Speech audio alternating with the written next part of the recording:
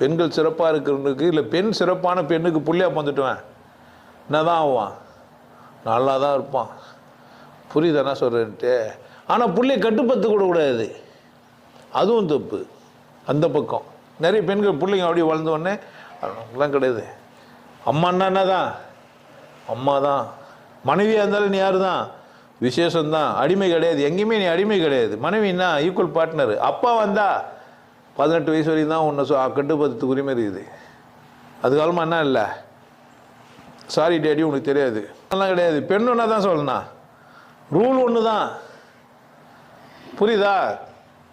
அப்போ அப்பா, அண்ணன், கணவன், மகன், சகோதரன், சுற்றி இருக்கிறவங்க, நட்பு பாராட்டுறவங்க, மாமியார், யார்கிட்டையுமே யார் சரியாக இருக்குண்ணா.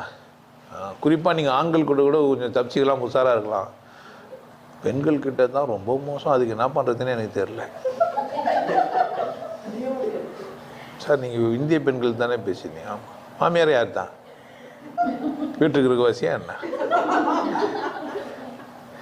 ஏன்னா ஒவ்வொரு மாமியாரும் சரியாக வாழாம வந்தாருங்களா, மருமகன் நல்லா வந்துடக்கூடாதுன்ற பயம். மருமக தெம்பா வந்துடக்கூடாது. நான் பட்ட துன்பம் இன்பம் இல்லை, நீ என்ன பண்ண?